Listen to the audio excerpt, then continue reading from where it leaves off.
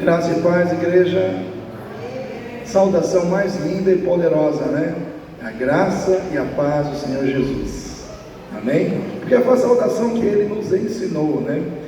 E louvado seja Deus por você estar aqui nessa noite, com a chuva, né? Com chuva, sem chuva, a gente é crente, amém, irmãos? Quem é crente na chuva? E quem é crente quando chove? Amém. A gente é crente em todo tempo, né? E a gente vence as dificuldades para estar com o nosso Pai, para estar com o nosso Deus. Irmãos, nós precisamos muito, como igreja, como crentes, não perdermos essa visão de que nós precisamos ter intimidade com o Pai, buscar incansavelmente isso na nossa vida. No ano passado nós falamos sobre crescimento, e nós abordamos aí 4 tópicos, 4 termos que Deus me deu para definir com a igreja. O primeiro termo é um termo que a gente tem que executar, que a gente tem que viver, que é o propósito servir. Amém, irmãos? Servir, a gente está aqui para servir.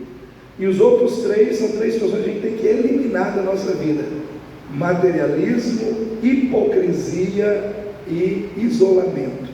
Então a palavra do domingo passado ela foi meio forte, né? Foi bastante confrontadora, né? para com as nossas vidas. Mas eu entendo, irmãos, o que está escrito ali, ó: maturidade é o caminho e o resultado do crescimento. Ou seja, a maturidade, ela é as duas coisas: é aquilo que te leva para o crescimento e também é o resultado final do crescimento. De uma ponta para outra, ninguém perde por buscar maturidade na vida. Um lar onde o marido e a esposa são maduros, tem pouca briga, sim ou não? Num lar onde marido e esposa têm maturidade, dificilmente sai pancadaria, prato dificilmente voa, né? Agora, em lar onde a imaturidade domina, tem que comprar prato toda semana, porque parece que, né, voa, toda hora voa. Irmãos, igreja onde os crentes têm maturidade, a igreja cresce. Ninguém precisa ficar cobrando evangelismo de ninguém, porque o crente maduro ele evangeliza. Amém, igreja? Ninguém precisa ficar cobrando o crente para vir na igreja, porque o crente maduro ele tem sede, ele tem paixão por culto, por estar na presença de Deus. Irmãos, uma igreja onde tem muito crente maduro, né, também não sai briga com facilidade. O irmão pisa no calo do outro e fala: oh, glória a Deus, o irmão pisa no outro agora, e assim vai, né? Agora, uma igreja onde não tem maturidade, um irmão pisou no calo do outro, ele está no hospital no outro dia, né? Porque o irmão, a reação é forte. Mas nós estamos aqui para continuar falando de crescimento. Hoje nós vamos falar um pouco de crescimento de novo, só que nós vamos abordar outras situações. Eu quero que você abra a sua Bíblia em Filipenses, capítulo 3. Filipenses, capítulo 3, versículo 7.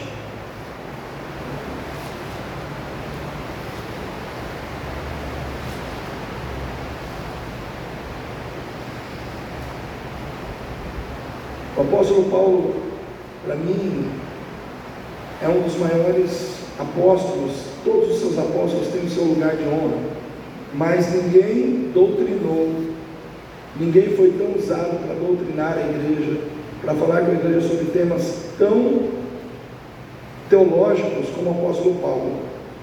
O que nós entenderíamos sobre carne e espírito hoje se não tivesse os escritos do apóstolo Paulo, né?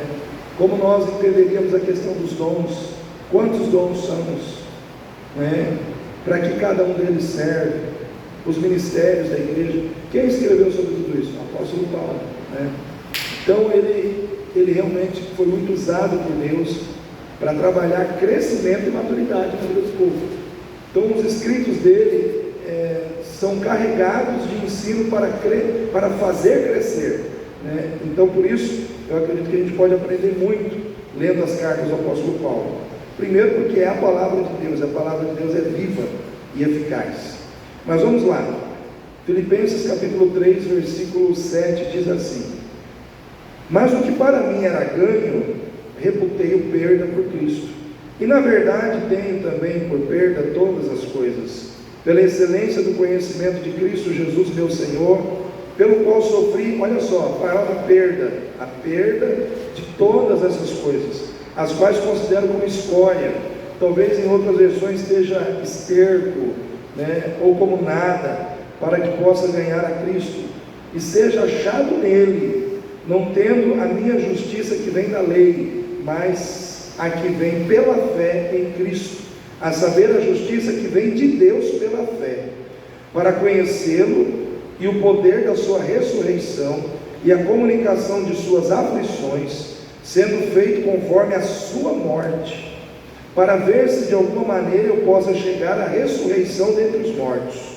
Não que já tenha alcançado ou que já seja perfeito, mas prossigo para alcançar aquilo para o que fui também preso por Cristo Jesus. Irmãos, quanto a mim, não julgo que haja alcançado, mas uma coisa faço, e é que, esquecendo-me das coisas que atrás ficam e avançando para as que estão diante de mim, prossigo para o alvo, pelo prêmio da soberana vocação de Deus em Cristo Jesus. Por isso, todos quantos já somos perfeitos, eu gosto da versão que fala maduros ou completos, porque perfeitos, irmãos, vou dar uma paradinha aqui. Eu vejo que esse termo perfeito não se aplica, porque perfeito quer dizer que já não precisa de mais nada, Maduro não, você pode ser maduro, mas você não é perfeito. O termo perfeito, ele só aplica, na minha concepção, ele só se aplica para Deus, para a pessoa de Deus. Mas existem traduções bíblicas que colocam a palavra perfeito, que na realidade quer dizer maduro. Por isso, quantos nós que somos perfeitos ou maduros, sintamos isso mesmo, e se sentir alguma coisa de outra maneira, também Deus vos revelará. Mas naquilo que já chegamos, andemos segundo a mesma regra e sintamos o mesmo. Sede também meus imitadores, irmãos, e tenham cuidado segundo o exemplo que tende em nós, pelos que assim andam, porque muitos há, dos quais muitas vezes vos disse, e agora também digo, chorando, que são inimigos da cruz de Cristo, cujo fim é a perdição, cujo Deus é o vento, cuja glória é confusão para eles, é confusão deles, que só pensam nas coisas terrenas, mas a nossa cidade está nos céus, de onde também esperamos o Salvador, o Senhor Jesus Cristo. Amém? Irmãos, esse texto aqui ele é profundo, tem muitos ensinamentos para nós aqui nessa noite. Mas o que eu quero mencionar aqui, destacar aqui nessa noite, que o apóstolo Paulo está falando de crescimento. E na visão do apóstolo Paulo, dentro do processo de crescimento na vida cristã, existe algo muito forte, que é um propósito de Deus para a minha vida e para a sua, que é uma plena, total e completa identificação com Cristo, na sua vida, na sua morte e na sua ressurreição. Vou repetir, dentro do propósito de crescimento da vida cristã, o que Deus quer que aconteça na nossa vida? Que a gente viva uma experiência de plena, total e completa identificação com Cristo, uma identificação de vida com Cristo, que traga sobre nós as glórias ou a glória de Cristo, que está relacionada ou representada aqui no texto com a ressurreição, com a glorificação dos nossos corpos, onde nós viveremos a experiência de termos corpos glorificados, e por fim, a entrada no céu. Ou seja, a identificação da nossa vida com a vida de Cristo traz sobre nós uma convicção de que as glórias de Cristo também são nossas. A ressurreição de Cristo é sua. A glorificação que aconteceu com Cristo, porque Ele recebeu um corpo glorificado e foi assunto aos céus, esse corpo glorificado também é seu. E a entrada aos céus para viver eternamente na presença de Deus também pertence a você. Então essa identificação, ela deve trazer dentro de nós essa convicção de que sobre a nossa vida está a glória de Cristo, que representa a sua vitória, que representa o seu triunfo, e todas as premiações que envolvem isso. Então quando a gente fala da glória, das glórias de Cristo, a gente pode colocar aqui, ou ver aqui nesse texto, como um prêmio, O apóstolo Paulo fala, eu estou olhando para o prêmio. E que prêmio é esse? Ressurreição, glorificação, entrada no céu. Mas essa identificação, ela também deve trazer sobre nós as responsabilidades de Cristo, de servir a Deus aqui na terra, vamos dizer assim, as responsabilidades de nós servimos a Deus aqui na terra, como Cristo serviu. Aí está falando da vocação, né? Vocação. O alvo da vida cristã é a identificação com Cristo. Amém, irmãos? O que o apóstolo Paulo diz? Prossigo para o alvo. O alvo é me identificar com Cristo. Qual é o alvo? Ser como Cristo, pensar como Cristo, sentir como Cristo, viver como Cristo, desenvolver o caráter de Cristo. Esse é o alvo. Para mim viver esse alvo, eu tenho que viver o propósito da soberana vocação, que é servir a Deus com tudo aquilo que Ele me deu, para que a vontade dEle seja estabelecida na terra. Então, servir a Deus na soberana vocação, para que eu possa alcançar o prêmio da ressurreição, o prêmio da entrada no céu. Mas eu preciso viver a soberana vocação. Pastor, por que ela é soberana? Porque ela está acima de todas as vocações. Porque não existe, irmãos, nada mais sublime, nada mais nobre, nada mais honroso que o ser humano possa fazer nessa terra do que fazer a obra de Deus, do que servir ao Deus Todo-Poderoso. Ou seja, servir a Deus na terra é a incumbência mais nobre, mais honrosa que o ser humano pode viver. E isso ele vive porque ele tem em Cristo uma vocação soberana que lhe foi dada. Em outras palavras, a soberana vocação é ser cristão. Fala para o seu irmão, a soberana vocação é ser cristão. Irmãos, porque nós temos no mundo inúmeras vocações seculares e naturais, sim ou não? Tem professor aqui? Tem, eu sei que tem. Tem professora, tem dentistas, tem bancário, bombeiro, administrador, contador, mestre de obra, né? Enfim, programador de sistemas e por aí vai. São vocações. Só que não basta eu ser um bom bombeiro, um bom contador, um bom bancário, uma boa professora, se eu não for um bom cristão. Porque, irmãos, se eu for um bom vocacionado na minha vocação secular, mas fracassar em ser um bom cristão, eu fracassei no meu propósito de vida para com Deus. Porque as minhas obras relacionadas ao que eu fiz nesse mundo vai ficar aqui. Eu fui uma boa professora, ensinei muitos alunos, eles cresceram, amém. Mas em relação ao céu, em relação à salvação, em relação ao propósito de conduzir vidas a Deus, não fluiu. Então nós precisamos entender que a soberana vocação de Deus é ser cristão, porque todas as vocações que nós temos abaixo disso deverão ser desenvolvidas com base nos valores dessa vocação. Ou seja, se ser cristão é ser honesto, eu tenho que ser um dentista honesto, amém? Se ser cristão é ser íntegro, eu tenho que ser um mestre de obra íntegro. Se ser cristão é ser fiel, leal, né, temente a Deus, eu tenho que ser um bancário fiel, leal, temente a Deus.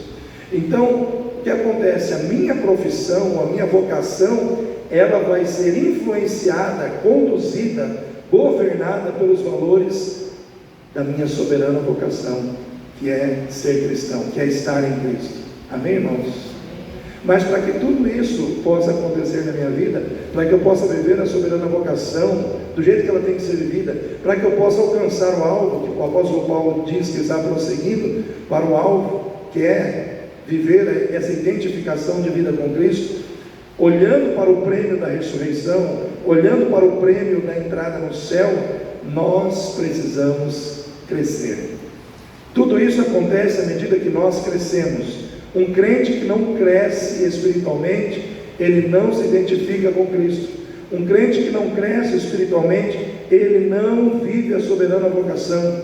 Então ele muitas vezes fica perdido em relação aos propósitos que Deus estabeleceu sobre a sua vida em Cristo Jesus, porque ele simplesmente não está crescendo. E a minha pergunta para mim, dar sequência nessa palavra, é: quem quer crescer? Quem quer crescer em 2026? Levanta a mão aí em Cristo. Glória a Deus. A primeira coisa que você precisa fazer para você crescer espiritualmente, e está aqui nesse texto que nós lemos, é você viver um relacionamento com Deus que lhe dê uma adoração que te permita perder coisas nesse mundo.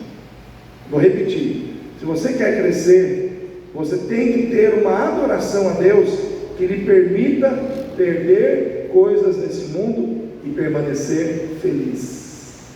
Amém, igreja? Porque a gente fica feliz quando a gente ganha. Sim ou não, irmãos? A gente fica muito contente quando a gente ganha, quando a gente triunfa, quando a gente conquista, mas quando o negócio é perder, né? Mas presta atenção no que o apóstolo Paulo falou. Olha só o que ele diz aqui. É que minha Bíblia já saiu do lugar aqui. Versículo 7. Mas o que para mim era ganho, o que ele diz aí? Reputei como perda, e na verdade tenho também por perda todas as coisas, pela excelência do conhecimento de Jesus, de Cristo Jesus, no meu Senhor, pelo qual sofri o que, irmãos?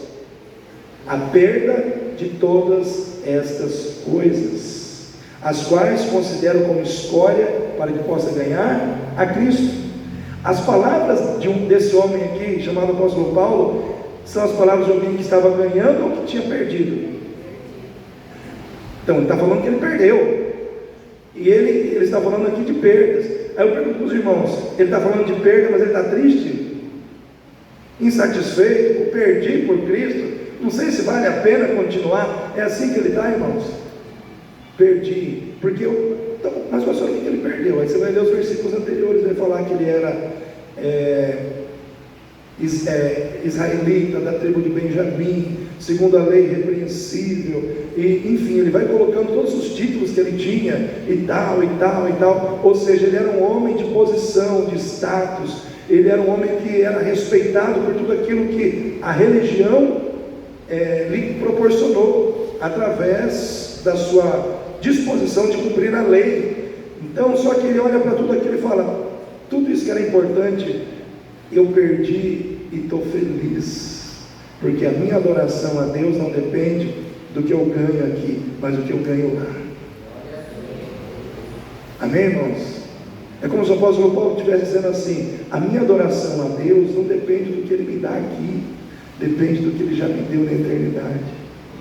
Tudo que for necessário perder aqui, eu perco sorrindo, eu perco de coração feliz. Por quê? Porque a minha adoração a Deus é uma adoração que me permite andar com Ele com o coração feliz e alegre, mesmo perdendo. Mesmo perdendo. Abra sua Bíblia em Jeremias, capítulo 44, 16. Eu acho que o Davi vai projetar ali, se eu não estiver enganado. Ah lá, ele já projetou. Presta atenção aqui, irmãos. Eu vou ler aqui, os irmãos acompanhem.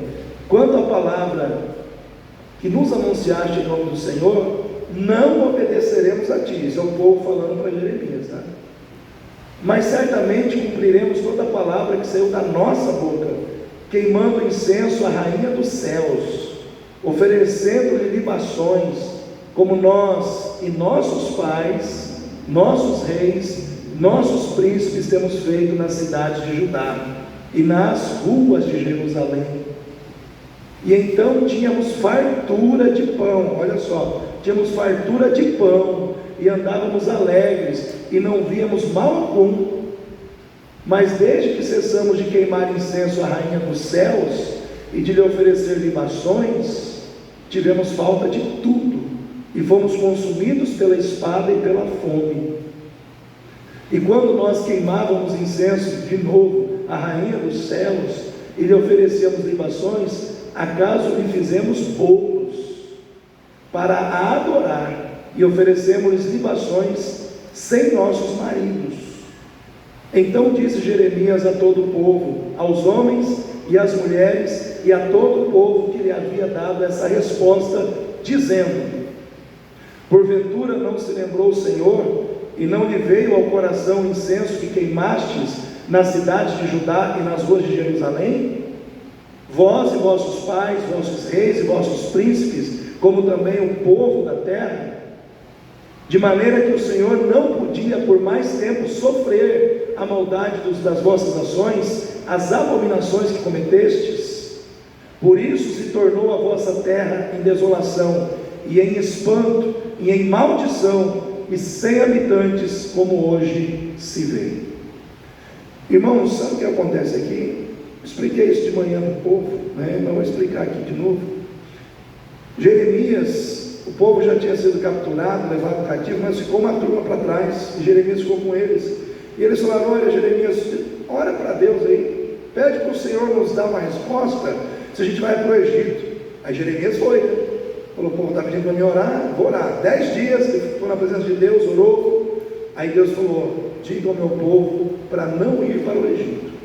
Aí Jeremias chegou lá, se colocou diante do povo e falou: gente, a resposta de Deus para vocês é a seguinte: não é para ir para o Egito. O povo falou: não, isso não vem de Deus, não vem, essa palavra não é de Deus, e tal, não faremos o que você está dizendo, segundo o Senhor falou através de você. Pelo contrário, nós vamos queimar incenso à rainha dos céus, porque, irmãos, muitas vezes, sabe o que acontece? O povo não quer ouvir a voz de Deus, quando aquilo que Deus quer é diferente do que o povo quer.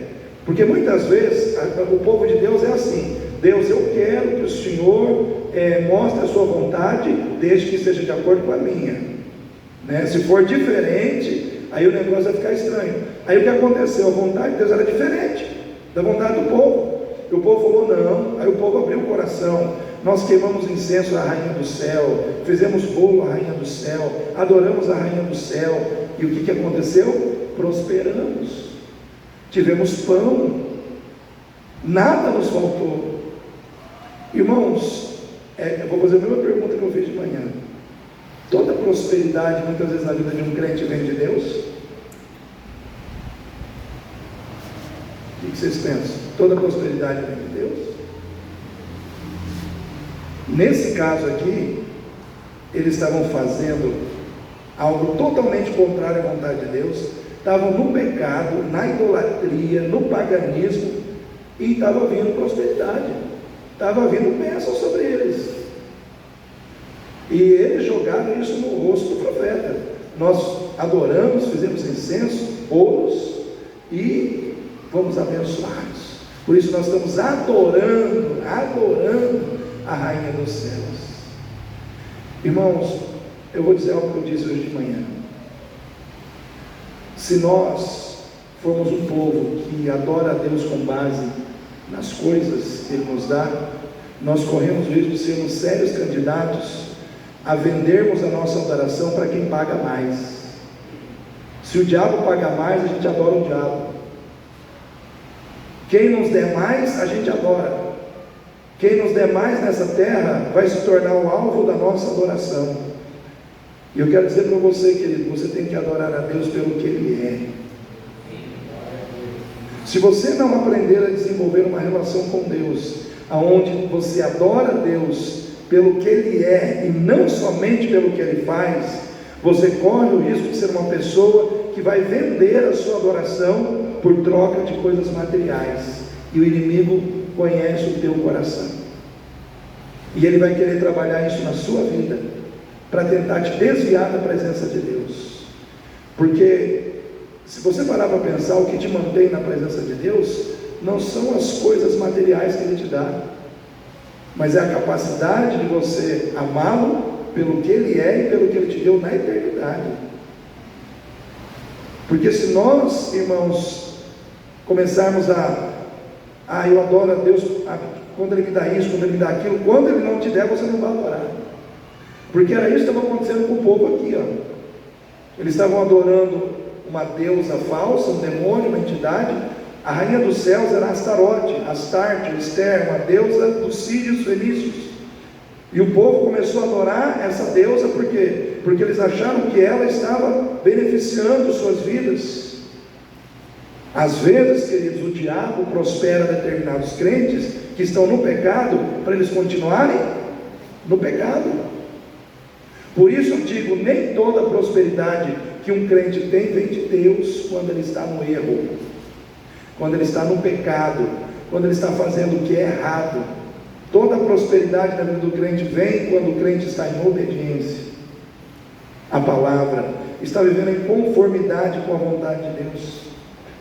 Então nós começamos a falar de adoração, porque nós temos aqui o apóstolo Paulo dizendo: eu perdi, mas eu estou feliz com Jesus. Quem está feliz com Jesus aqui? O apóstolo Paulo diz: eu perdi todas as coisas, mas eu estou feliz por Cristo na minha vida. Reputei todas as coisas como escória para ganhar a Cristo, para conhecer a Cristo, para conhecer suas aflições, para conhecer a sua ressurreição. Irmãos, se nós adorarmos a Deus com base nas coisas materiais que podemos receber, nós nos tornaremos pessoas manipuladas pelo diabo, mesmo estando na igreja, mesmo estando dentro de uma igreja. O diabo, ele tentou a Jesus com uma dessas situações. O diabo chegou para Jesus e falou: olha, todos os reinos da terra eu te darei, se prostrado, fizeram o quê? Me adorar. Porque o diabo, ele quer a tua adoração. Porque, irmãos, porque ele quer tudo que pertence a Deus. A sua vida foi gerada, foi criada, você foi salvo para adorar ao Rei, para adorar a Deus. A sua adoração deve ser dada a Ele. Mas o diabo, ele quer tirar de você a adoração que pertence a Deus e canalizar para Ele. Ele oferece coisas.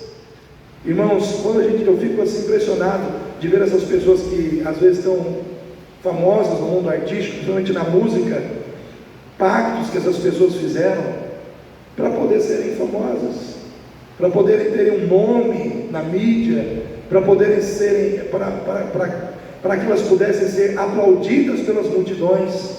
Só que muitas vezes você vê essas pessoas morrendo na depressão. Ganharam muito dinheiro, ganharam muita fama, mas a cobrança vem, porque o diabo não te dá nada de graça. O que ele dá, ele cobra em dobro. Ele dá com uma mão e tira com duas. Irmãos, nós precisamos ser adoradores como Jó foi. Jó, irmãos, ele é um homem que Deus deu a ele tudo. Deus fez dele o homem mais rico da terra no período em que ele vivia. Só que chegou uma hora que o diabo falou: ele te adora porque o Senhor dá tudo para ele. Também assim é fácil te adorar. O Senhor entrega tudo para ele, ele tem tudo. Deus falou: pode tirar, tira tudo do meu servo Jó. E aí ele dormiu rico, acordou pobre. Mas sabe o que ele fez? Ele se ajoelhou, levantou as mãos para os céus e disse: nu vi a este mundo, nu voltarei. O Senhor deu, o Senhor tirou, louvado seja o nome do Senhor. Porque o coração dele não estava nas coisas, o coração dele estava em Deus.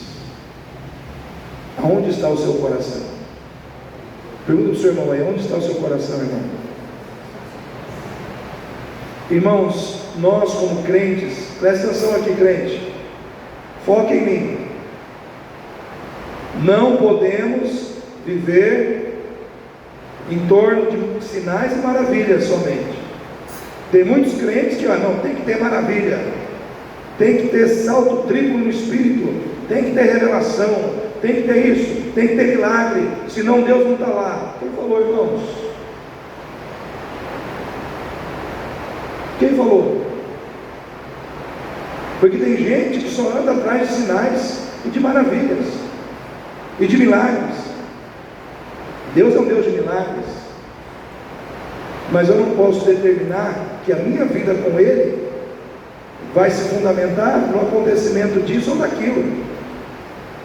Quando o povo estava com Jesus e Jesus multiplicou pães e peixes, Jesus multiplicou pães e peixes 2 vezes, sim ou não? Foi lá, multiplicou, milagre, maravilha, todo mundo andando feliz atrás de Jesus. Só que chegou uma hora que Jesus fechou a peixaria, fechou a padaria e falou: não tem mais pão, não tem mais peixe. Quem quiser agora tem que beber do meu sangue, comer da minha carne, senão não tem a vida eterna. Irmãos, sabe o que o povo fez? Foi embora. O povo foi embora, porque a relação deles estava baseada naquilo que Jesus podia dar de material. Estava baseada nos pães e nos peixes. Acabou o pão, acabou o peixe, acabou a relação. Irmãos, eu e você temos que ser crentes que com peixe ou sem peixe, com pão ou sem pão, nós somos de Jesus até o fim. Nós estamos com Jesus até o fim. Venha o que vier, eu não abro mão de Cristo na minha vida. Porque o cristianismo que se baseia em coisas que Deus pode dar, é um cristianismo que não segura ninguém na presença de Deus. É um cristianismo que uma hora ou outra você vai dar as costas para Jesus e vai embora. Nós temos que saber por que nós adoramos a Deus. Se nós queremos crescer, nós temos que entender que Deus não é obrigado a nos dar tudo o que nós queremos. Amém, irmãos? Deus não é obrigado a te dar tudo o que você quer, mas Ele pode te dar o que você precisa. E se Ele te der ou não te der, você tem que entender que o seu nome já está escrito no livro da vida. Quando você morrer, a sua alma está salva para sempre. Para sempre. Isso não se negocia, irmãos. O problema é que a igreja não é mais a igreja de Atos, porque a igreja de Atos ela era feliz, os crentes morriam felizes, eram comidos por leões felizes, queimados felizes, só porque tinha salvação. A igreja de hoje, Deus tem que, sabe, se esforçar para fazer tudo que o crente quer, porque senão ele desiste da fé. A salvação hoje não é muita coisa. Naquela época, irmãos, Cristo morreu por mim.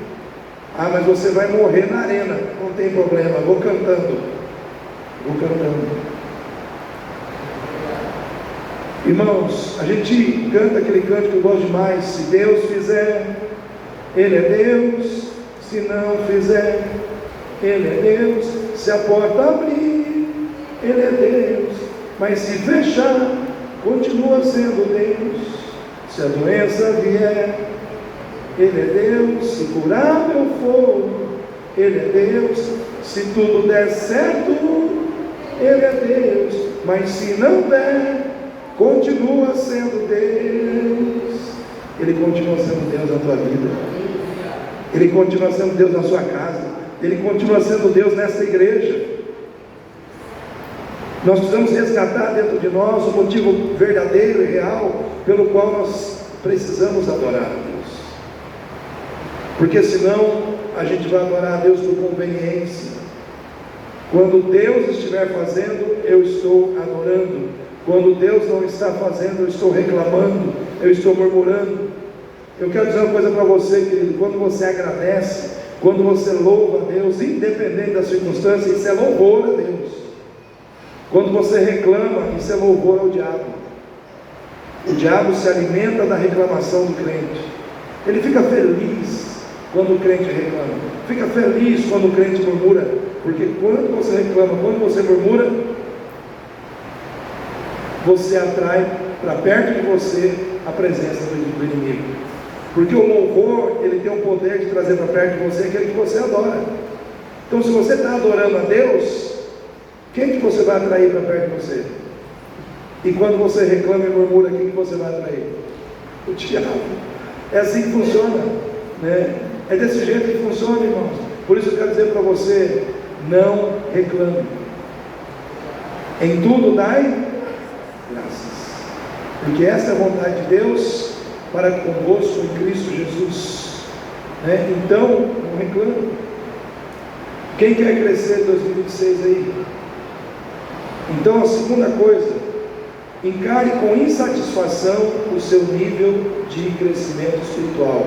Em outras palavras, Não se conforme com o que você já conquistou a nível de crescimento. Creia que você pode crescer mais. Amém? O que o apóstolo Paulo disse? Ele disse algo muito interessante. Ele disse assim: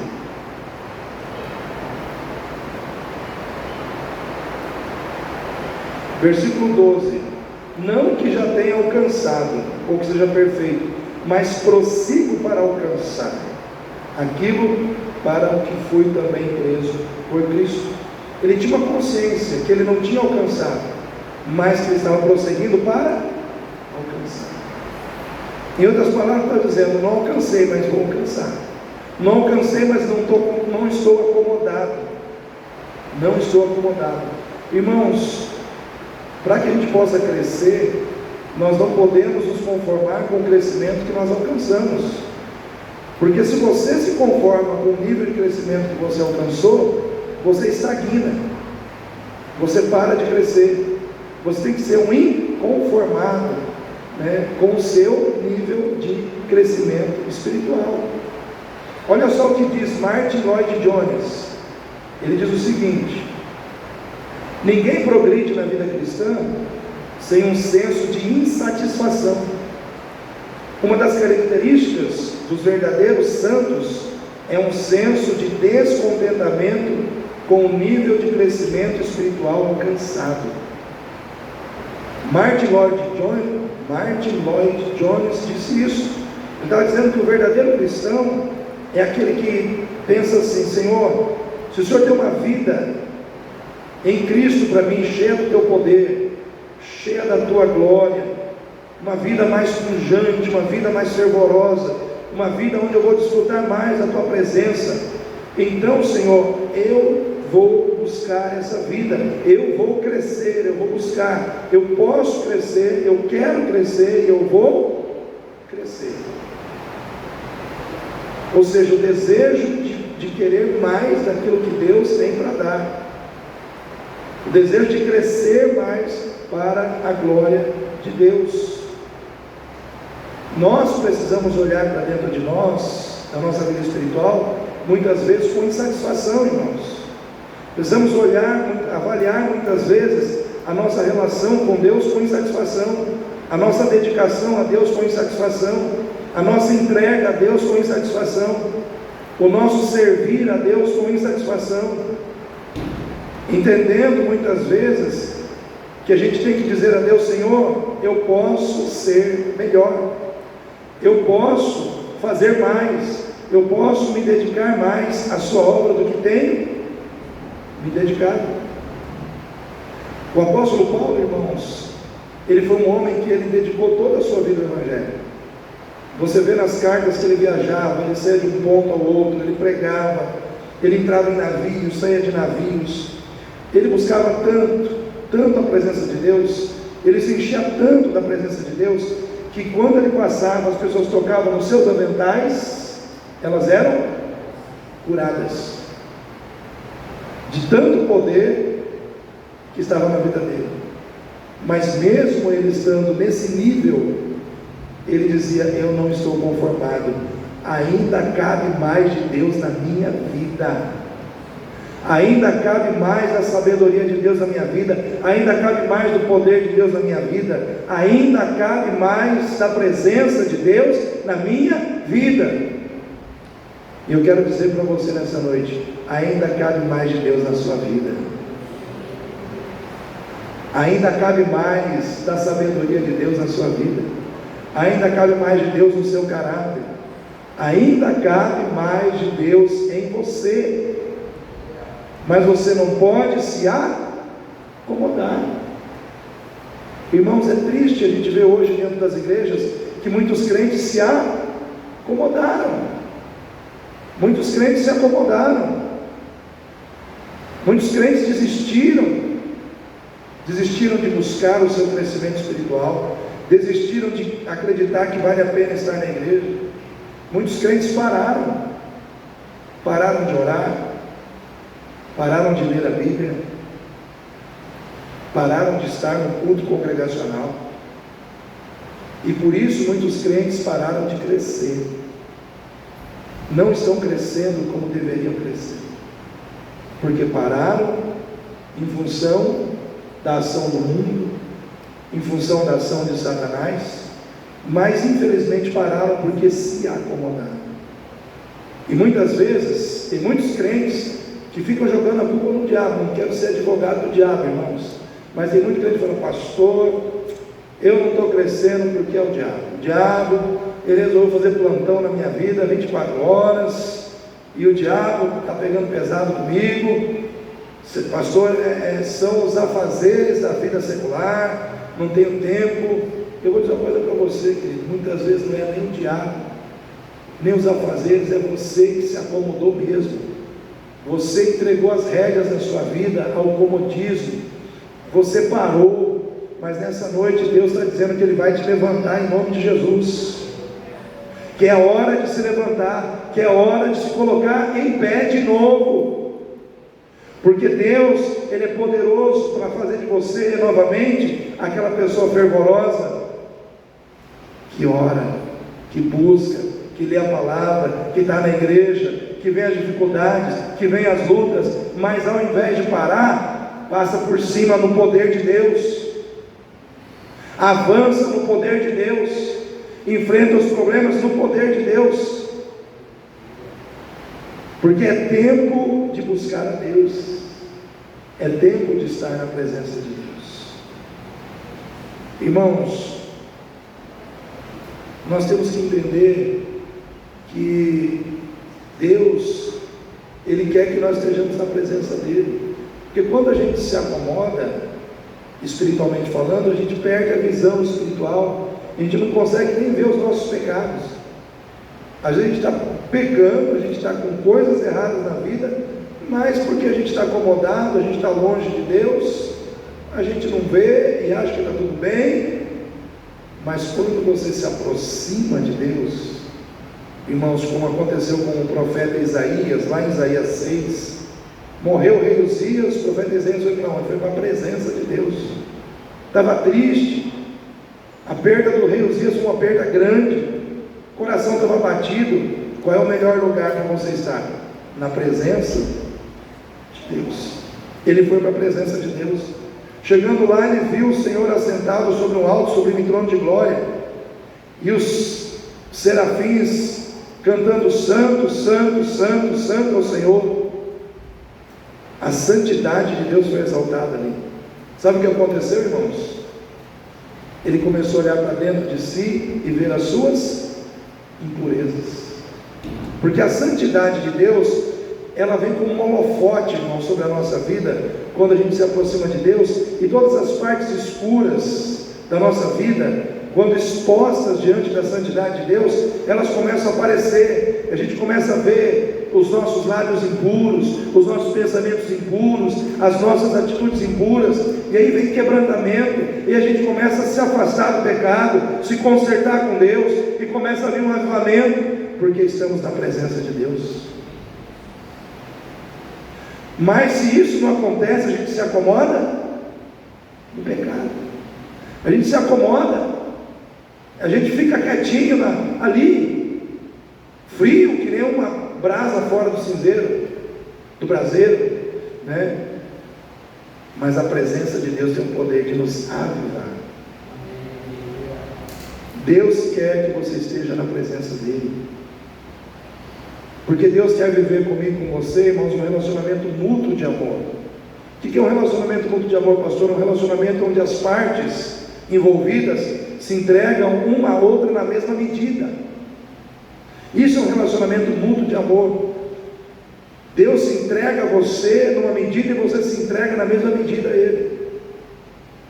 Mas Deus não vai entregar mais dele para você se você está entregando um pouquinho de você para Ele. Amém, igreja? Quem quer muito de Deus? Então você tem que dar muito de você para Deus. Eu quero muito de Deus, mas eu só quero dar para Deus 5 minutos do culto de domingo, chegando já no finalzinho. Não, irmão, aí você está de brincadeira, né? Você tem que ter tempo com Deus na sua casa. Você tem que desligar a televisão, muitas vezes entrar no quarto, falar com Deus, se entregar a Deus. chorar suas pitangas para Deus, porque muitas vezes a gente tem as coisas que a gente tem que chorar na presença dele, porque às vezes a gente está machucado, a gente está ferido, mas sabe onde é que a cura vem? Na presença de Deus, porque Ele tem bálsamo para derramar sobre a tua vida, Ele tem óleo fresco para derramar nas suas feridas, e ali Ele vai te restaurando, Ele vai te levantando de novo, mas é na presença de Deus. O apóstolo Paulo não abria mão disso, irmãos. Ele não estava satisfeito. Cabe mais de Deus, cabe mais da presença de Deus na minha vida, cabe mais da presença de Deus na sua vida, amém? Terceiro, irmãos, vamos adiante. Quem quer crescer em 2026 aí? Terceiro, deixe para trás tudo que atrapalha o seu crescimento espiritual. O que o apóstolo Paulo diz? Esquecendo das coisas que para trás ficam ou tem que ficar. Você já deixou para trás o que tinha que ficar para trás? Pergunta para o seu irmão: já deixou para trás, irmão? Tem muita gente que não cresce, não avança porque não deixou para trás coisas do passado, coisas que não deveriam estar na sua vida, mas estão, coisas que fazem parte do velho homem, da velha criatura, mas está aí. Algumas coisas que você precisa deixar para trás. Primeiro, as situações negativas geradas pelo mal externo que te vitimiza, que te atinge, que te machuca. Vou fazer uma pergunta aqui: quem já foi ferido por alguém aqui? Quem já ficou magoado? Todo mundo magoado, ressentido, né? Tem gente que fica rancoroso, né? O mal que nos atinge, o mal que nos fere, que nos vitimiza, é um mal que muitas vezes vem contra nós através da vida das pessoas que nos servem, ou por um sentimento de maldade ou por imaturidade, mas de uma forma ou de outra nos atinge, nos fere, nos machuca. Esse mal vem não só para nos machucar, mas vem para nos corromper, para nos, além de corromper, vem para nos sujar, porque vem colocar dentro de nós sentimentos ruins, de mágoa, de rancor, né, de ressentimento, e aí de ódio. Aí eu pergunto para os irmãos: uma pessoa que está com o coração cheio de ódio, de rancor, de mágoa, de ressentimento, consegue se identificar com Jesus? Tem como identificar com Jesus desse jeito? Não tem, né, irmãos? Porque em Jesus não tem nada disso.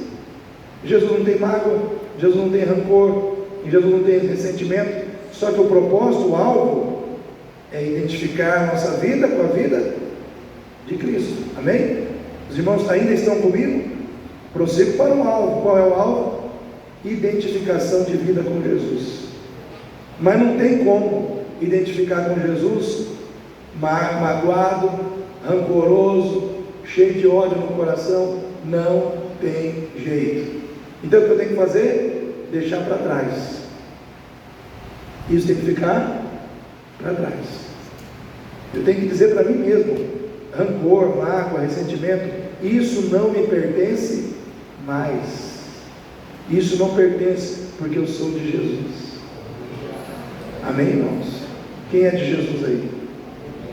Então essas coisas não podem estar dominando o teu coração, porque você é de Jesus, abençoado. Você é de Jesus. A outra situação que a gente tem que deixar para trás é o mal interno. Aí já não é o mal que flui das pessoas, é o mal que flui da gente mesmo. Mas pastor, eu sou de Cristo, eu sou de Jesus, não posso ter mal. Quem falou? Você ainda está no corpo você ainda carrega em você a velha criatura. Quem lembra da velha criatura aí? Levanta a mão. A velha criatura ainda está aí. Ela ainda está aí.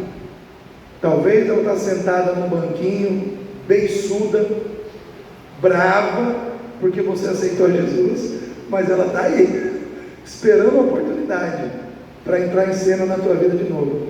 Sabe o que a velha criatura quer fazer, irmão? Ela quer te levar para as antigas coisas do passado, para a velha vida que você tinha antes. Esta é a função da velha criatura. Então, quando o apóstolo Paulo ele fala tudo isso, com certeza ele lembra de quem ele foi. Ele lembra daquele apóstolo Paulo antes de conhecer a Cristo. E talvez ele lembre do apóstolo Paulo que vivia escravizado pelo ódio, escravizado por um engano religioso, que fazia dele um homem escravizado pela violência, pela crueldade, né? Que matou, feriu, machucou pessoas em nome de uma fé errada. Com certeza ele lembrava disso e dizia: tem que ficar para trás. Como também ele lembrava das coisas boas que ele tinha na religião, como ele citou aqui, título, né, de fariseu, tudo isso que o engrandecia, mas que também fazia dele uma pessoa cruel, tinha que ficar para trás. Quais são as coisas da sua vida que precisa ficar para trás? O apóstolo Paulo teve que deixar um coração violento, um coração cruel, um coração que vivia perseguindo pessoas, para ter um novo coração. Quais são as coisas que você precisa deixar para trás para você crescer, que está impedindo você de crescer espiritualmente? Quais são as manias erradas que ainda estão na tua vida? Ah, pastor, eu tinha uma mania de falar mal dos outros, mas hoje continuo com essa mania, pastor. Aí não dá, né, irmão? Eu tinha, mas tinha? Não, ainda tenho, né? Então está errado. Agora tem que falar bem. Amém, igreja? Eu tinha mania de fofocar, né? E aí? Não, mas agora eu só compartilho. Olha, vamos orar pela irmã, porque vocês não sabem, gente, a irmã está passando por isso. Irmãos, tem coisas que nós temos que deixar para trás, porque se a gente não deixar para trás, a gente não cresce, a gente não avança, a gente não vai para frente, né?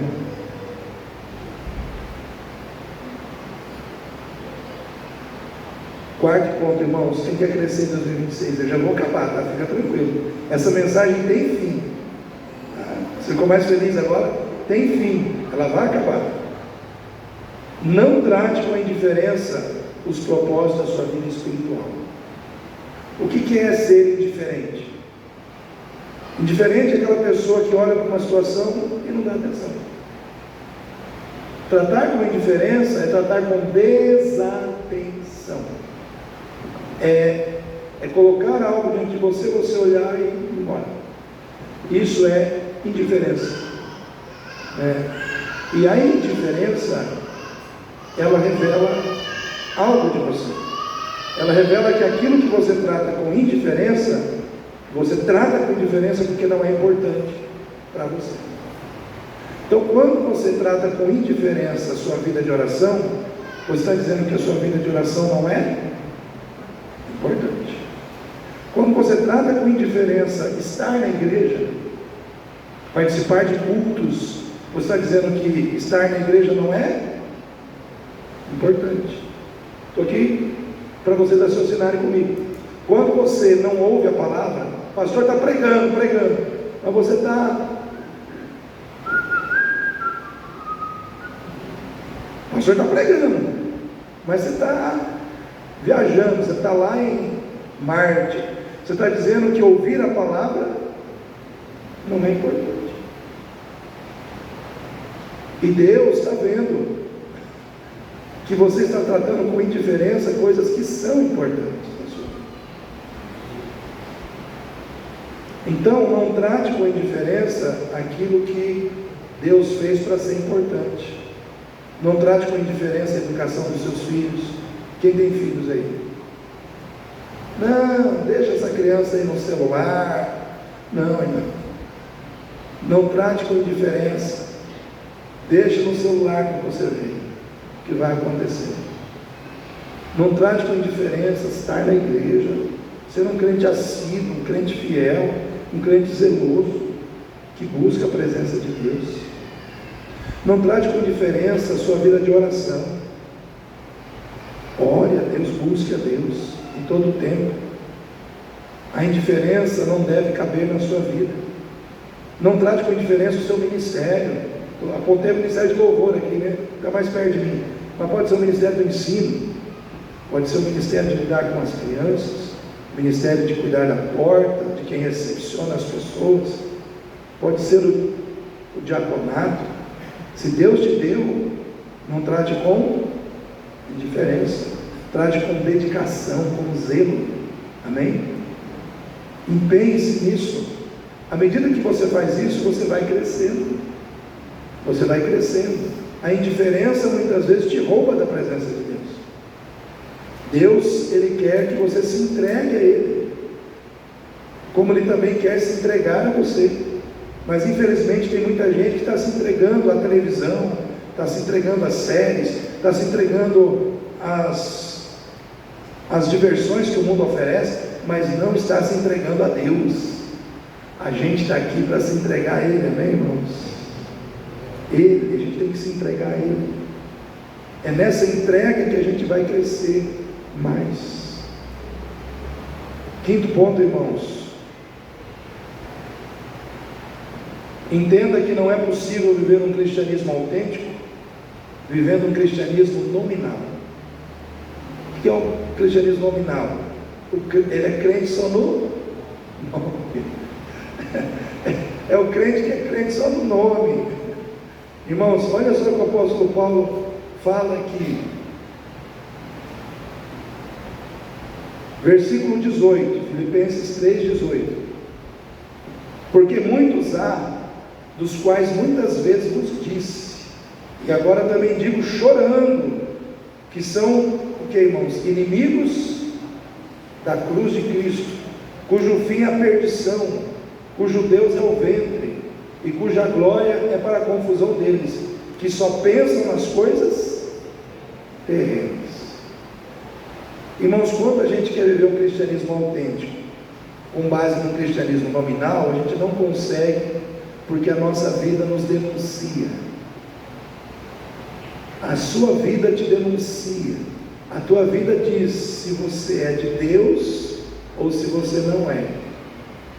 Não dá para viver de nome. Irmãos, o crente verdadeiro, ele vive de atitudes que condizem com aquilo que Deus estabeleceu para ele viver. O apóstolo Paulo está falando de crentes aqui que só viviam pensando nas coisas terrenas. Sou crente, mas não tenho tempo para as coisas espirituais. Sou crente, mas não tenho tempo para nada que é espiritual. Só terreno, só coisas terrenas. O apóstolo Paulo falou que essas pessoas, agindo assim, elas se constituem inimigos da cruz de Cristo. Por que inimigos da cruz de Cristo, pastor? Porque elas professam que são de Cristo, mas com as suas atitudes, elas se opõem ao sacrifício, à renúncia própria, à abnegação, que fazem parte do viver cristão. Eu não posso viver uma vida cristã sem renúncia própria. Sim ou não, irmãos? Eu não posso viver um viver cristão sem abnegação. O que é abnegação? É você lidar com as coisas do mundo, mas abrindo mão delas quando é necessário. Uma pessoa abnegada é uma pessoa que abre mão com facilidade, porque ela não está presa naquilo. Os irmãos conseguem entender isso? Meu cristianismo tem que ter sacrifício por amor a Deus e amor às pessoas, porque foi isso que Jesus fez. Ele sacrificou a sua vida por amor a Deus e por amor às pessoas. Se você não sacrifica a sua vida por ninguém, se você não sacrifica a sua vida por amor a Deus, se você não renuncia a você mesmo para fazer a vontade de Deus, você está sendo um cristão nominal. E isso é perigoso, porque o apóstolo Paulo diz que o fim é a perdição, que o Deus de quem vive assim é o próprio ventre, e o fim é a perdição. É como se você vivesse um mundo de falsidade. Você aparenta uma coisa que você não está vivendo. Então, quando a gente vive assim, o que acontece? Presta atenção. A falsidade entra na nossa vida. A gente começa a esconder coisas das pessoas. A gente começa a fazer coisas que não deveria fazer, esconde, mas lá na frente aparece, e aí fica ruim, dá ruim. Por quê? Porque eu estou vivendo de fachada. Então, se tem coisa que você tem que consertar na sua vida, você tem que consertar na sua vida. Você tem que ajustar isso diante de Deus. Senhor, eu não quero mais viver assim. Eu não quero mais ser uma coisa na frente das pessoas, mas no oculto eu ser outra pessoa. Os irmãos conseguem entender o que eu estou dizendo? Por quê? Porque embora o que você faça em oculto seja oculto para as pessoas, não é oculto para Deus. Qual é o olhar com o qual você mais se preocupa? O olhar das pessoas ou o olhar de Deus? Se você se preocupar mais com o olhar de Deus, as pessoas que convivem com você não precisam ficar preocupadas em ficar te olhando, porque você vai honrar a Deus e automaticamente você vai honrar as pessoas que andam contigo. Agora, se você não se preocupa com o que Deus pensa, com o que Deus acha, você vai fazer coisa errada e vai entristecer pessoas. Por quê? Porque você não está vivendo com autenticidade a vida cristã. Então, se nós queremos viver a vida cristã com autenticidade, a gente não pode viver um cristianismo de nome. A gente tem que viver um cristianismo de fato e de verdade. Amém, irmãos? Se eu errei, eu tenho que dizer que eu errei, eu pequei, eu me arrependo 1000 vezes, me arrependo, mas tem que se arrepender e mudar de atitude. Último lugar, eu falei que ia ter fim, né? Chegou. Se você quer crescer em 2026, prossiga naquilo que fortalece a sua fé e te faz crescer em Cristo Jesus. Prossiga. O apóstolo Paulo diz: eu prossigo para o alvo. Prossiga em permanecer comprometido com Deus diante das situações que te deprimem. Prossiga em combater o mal com o bem. Prossiga em acreditar naquilo que Deus acredita. Deus acredita no casamento? Então você tem que acreditar. Deus acredita que santidade é importante na nossa vida? Você tem que acreditar também. Prossiga olhando para Cristo. Quando os discípulos de Cristo te decepcionarem, às vezes pessoas que servem a Cristo vão te decepcionar. O que você tem que fazer? Olhar para Jesus. Tinha um pai na Bíblia que tinha um filho que era lançado no fogo e na água. Quantos lembram desse episódio? Jesus estava no monte orando, Pedro, Tiago e João com ele. Só que aquele pai estava lá embaixo e levou o filho para os discípulos. Os discípulos oraram e não aconteceu nada. Ele poderia, ou se decepcionou, não sei. Pode ter se decepcionado com os discípulos, pode ter se decepcionado com os discípulos, era discípulo de Jesus, mas não conseguiu resolver o problema dele.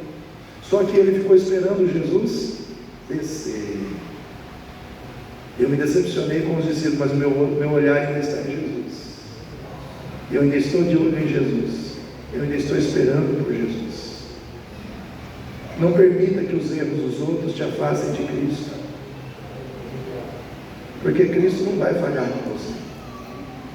É que nem eu falei na sexta-feira aqui, que às vezes a gente falha com as pessoas porque somos imperfeitos, porque somos limitados. Eu dei o exemplo do Jorge, que vamos dizer assim, eu faço um compromisso com o Jorge, falo: Jorge, pode contar comigo. Aí naquele dia eu fico doente, aí falhei com o Jorge, mas não é por causa de falta de fidelidade, mas porque eu não tive poder para me manter saudável diante da enfermidade. Então, às vezes a gente quer fazer, a gente quer honrar um compromisso, mas nós somos falhos, imperfeitos, vulneráveis. Só que Deus nunca fica doente. Amém, irmãos? Ele pode cumprir qualquer compromisso. Deus não fica doente, o carro dele não estraga, né? Deus sempre chega na hora certa. Por isso eu quero dizer para você nessa noite: prossiga, não desista, prossiga para o alvo, que é Cristo na sua vida. Amém? Quem recebe essa palavra aí no seu coração? Então fique em pé nesse momento, vamos orar. Essa palavra, ela veio para te fazer crescer. Se essa palavra te bateu em algum momento, aceite como cuidado de Deus para com a tua vida. Se essa palavra te encorajou em algum momento, aceite como cuidado de Deus para a tua vida. Se essa palavra te alertou em algum momento, aceite como cuidado de Deus para a tua vida. Deus está olhando por você, Deus está olhando sobre você, Deus está velando por você, Ele cuida dos seus, aleluia. Deus cuida de você. Deus está aqui nessa noite. Ele sabe o tamanho da sua luta, Ele sabe o tamanho do seu problema, Ele sabe o tamanho da sua dificuldade, mas Ele diz que é um coração quebrantado e contrito Ele nunca desprezará. Ele não despreza um coração humilde, Ele não despreza um coração contrito. Ele não está aqui para julgar o tamanho do teu erro, Ele está aqui para responder com amor a manifestação do teu arrependimento. Ele está aqui para acolher e para ajudar quem acredita que pode ser ajudado. O Senhor é Deus que ama, e Ele ama incondicionalmente os seus filhos, porque se Ele fosse estabelecer condições para nos amar, nós já estávamos perdidos.